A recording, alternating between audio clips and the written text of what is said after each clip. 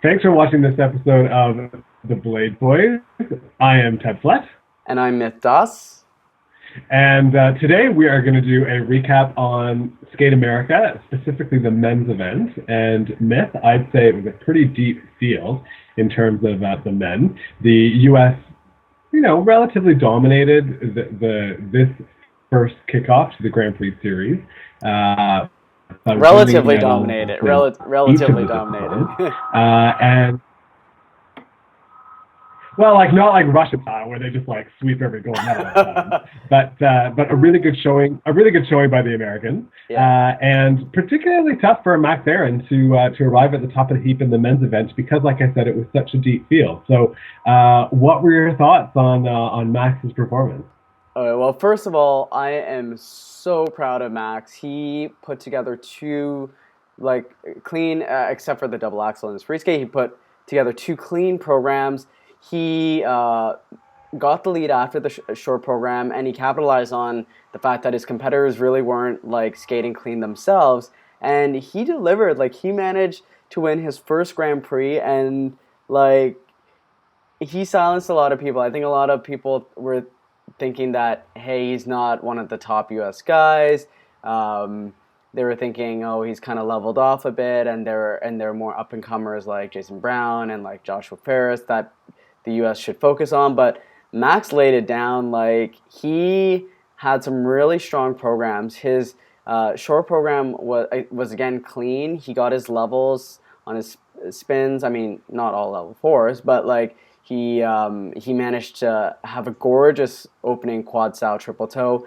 And then in his free skate, he again landed two quad sow cows and two triple axles, and delivered a free skate, which I don't think he really focused too much on the choreographic elements. He was kind of like just kind of a bat out of hell, just or a swan out of hell, like just motoring through that program and getting it done. And he was pretty fast. But hey, like at the end of the day, he came out on top. He almost got edged out for the gold medal, but he kept it together, and he should be very proud of himself and very pleased that he now has a good shot of making the Grand Prix final with this win. What was really neat is when I had the chance to interview and chat with Max at Nebelhorn Trophy 4 weeks ago after the short program where he earned a score of 84. That was really within the realm of some of the top men in the world at the 2015 World Championships in Shanghai. Mm-hmm. And I asked Max, I said, do you feel like you have arrived? He really put the brakes on that and thought, no, not yet. Like once I can put this sort of a performance in on a regular basis, then we'll talk. And here he followed up at Skate America with a really strong short program, which didn't do too much in terms of giving him, or sort of putting him on Han and Menshov were right behind him. I mean, they're all within the 86 range. They were just sort of a point tenth off of one another. So for him to come into the free skate with such a solid performance, given that he knew that he had two skaters hot on his trail, was really impressive. I thought it's a great showing to indicate that the U.S. nationals and the fight for those world spots by the American men will be a battle. He has put the other skaters on notice that he is serious, and he's consistently landing the quads now in the short and long, and he's backing it up with, so to come into the free skate knowing that men Chav and Han were only like less than a point on his tail, and that he could deliver such a strong performance, skating last, skating, under that sort of pressure. I think it was a really impressive showing for him that has put the other skaters in the U.S. on notice that Max really means business this year. He's got the technical stuff consistently to bolster his programs, and he's really looking at his choreography. Good sign. And we had another great showing from the second place silver medalist, Shoma Uno, who almost caught up to Max. He had some slight errors on his jumping passes in his free skate, which cost him the victory. And of course, in the short program, he fell on his quad. But there's no denying that Shoma Uno has some of the best Like for a junior coming straight out of the junior ranks, he has some of the best skating qualities that I've ever seen. He is very reminiscent of Daisuke Takahashi in his sentiment and his ability to pick up nuances in the music, and just his even his like flow on his landings, like gorgeous landings that he has. Not a ton of height, but like, hey, he's also just a kid, and if he's still rotating them, then he's still rotating them. And when you can reel off a free program with two quads and two triple axles, then that's a pretty good start to your senior debut. And I thought this was a really strong start for Shoma's senior debut. I think the judges were a little kind to him on component scores, but well, particularly for somebody who's just so new onto the scene. But that being said, he did deserve it because he did have some excellent elements, and he delivered two very nice programs. His spins are excellent. Like, you know, he's especially that final spin in his free skate is very fast and a great like showstopper. So, and you know, that little cantilever like matrix move that he does is a nice transition as well, and he's got some lovely spread eagles as well. So he's close to being the total package for me. Like, I think he will definitely make a splash come Japanese nationals, and he's somebody to watch out for major events later on this season. I mean, he pulled like 257 points or something, which is like monstrous. Well, Max pulled 258 or something like that. So so those are two very good scores. And I think that really establishes him. Would have been interesting to see how he might have factored in with a cleaner short program, because I think if he'd skated clean in the short, I think the dynamic of the competition would have changed fairly significantly. Oh, he would have won. Yeah, I agree. Yeah, I agree that I think his transitions are okay. I'd like to see him in a different costume. I think the green makes him look like some sort of a forest creature, personally, that doesn't really quite stand up to the music. Yeah, I'm not a fan of the green. And it's not making me green with envy. He's got a bit of a habit. Some of his jump landings are impressive because he has quite an open left hip, I find, but it also sometimes gets him into a bit of trouble. And I found in the first few jumps, he was really struggling, or not struggling, but the landings were sticking a bit tighter than they normally could. So it's like a fine balance in terms of how open he lets the hip go to ensure that he's got great stride and run it from his jumps, but they're still in control, and that will probably just become, come with time, or that's just a style of his jump landings. Yeah, for sure. His landings are usually very. I like how he holds his landings instead of where a lot of skaters, they tend to just kind of they boom and then just go. Like, he actually shows that running edge, which I think adds to like the judge's perception of his skating skills and his ability to like really carve those edges and show quality in his skating. And yes, of course, like the green isn't my favorite outfit, but then again, like, little shout out to Takahito Mura. That, I don't even know where that came from, that vest with the feathers and all that, but like, speaking of Japanese skaters with wacky costumes, I mean, Mura, you might want to rethink that one.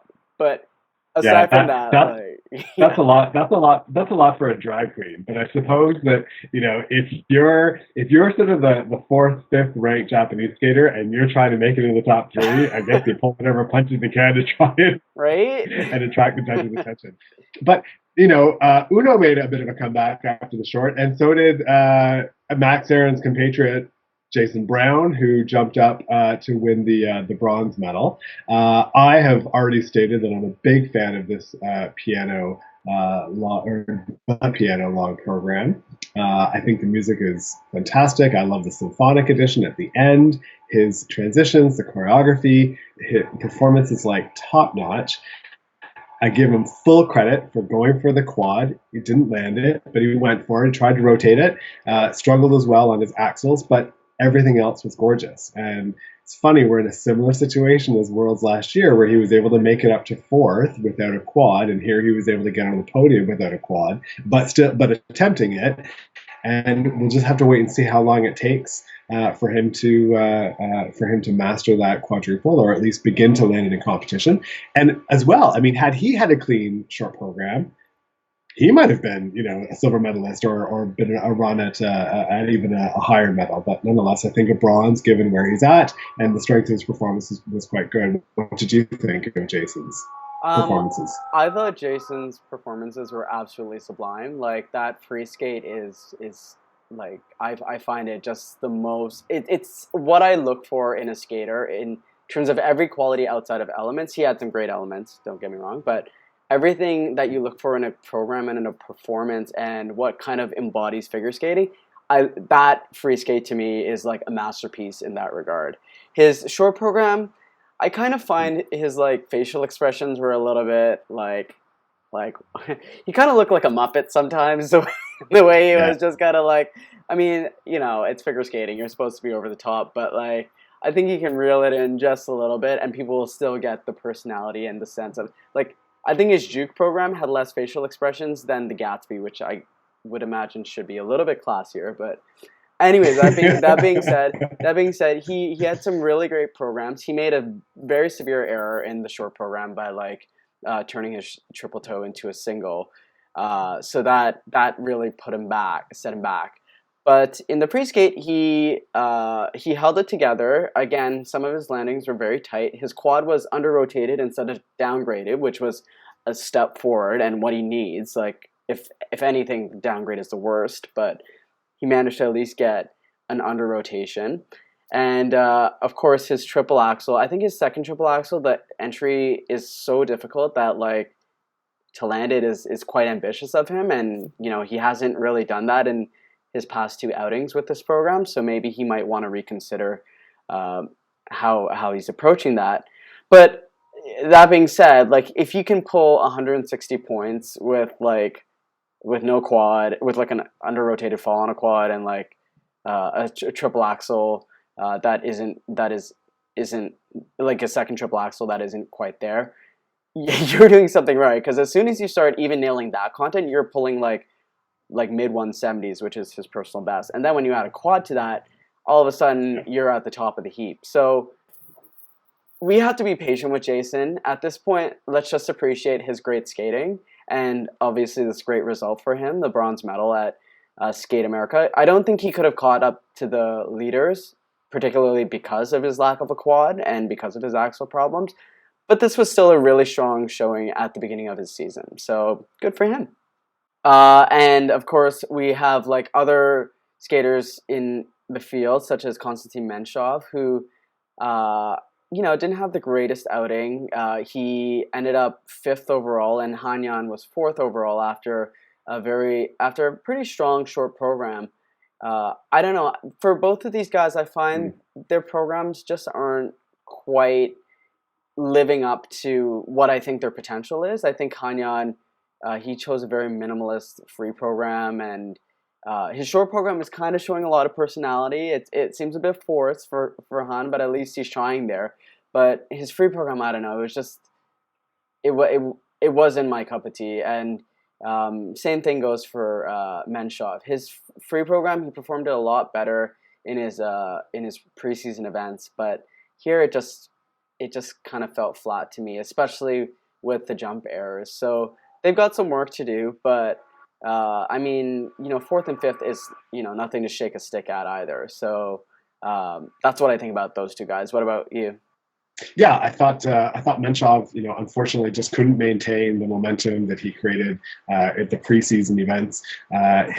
He reminds me a bit, and maybe it's a part of his age as well. He reminds me a bit of Maria Bucherskaya. Like his landings, hey, he gets pretty respectable height on the quad, and his triple axle is pretty consistent. But man, he lands those on stiff legs, and some of them are real squeakers with tight landings and no run out. Whereas a skater like Han Yan is got. I mean, I think his jump landings are sensational. I think he is, very Patrick Chan like in his skating. Beautiful edge work, great speed and control, and unfortunately he let some of the jumps get away from him. But two very different styles of jumping, and it's too bad that they both plummeted I think lastly, unfortunately, Dennis Ten, the Olympic bronze medalist, the current world bronze medalist, apparently nursing a hip injury. So why he made the trip to Milwaukee, not totally certain. Had a lot of problems in the free skate, and it was just tough to watch, frankly. And it really hurt the choreography and the artistry of the program to sort of get a sense of what that was, what he was, what he was trying to get across or achieve. Again, I thought he was in a lovely, very tasteful but dramatic costume. I think his costuming is always like spot on, and I hope very much that he can heal and become a contender. He's never been a real threat at the beginning of the season, so hey, this doesn't mean he's down and out by any means. He could continue to struggle through, the rest up until, January, February. Come Four Continents time, he might, as usual, get his act together and become a contender. So I'm not too concerned with where he's at. Any other final thoughts from you, Matt, on the men's event? No, I agree with you about Dennis Ten. I mean, I think those first opening jumping passes really shook him up, and even on his Lutz, it looked like he sort of like was kind of twinging in pain or something. So there are some moments that I actually thought he would just like stop the program, but like kudos for him for like continuing on. His second half was a lot better in terms of energy and commitment to the music,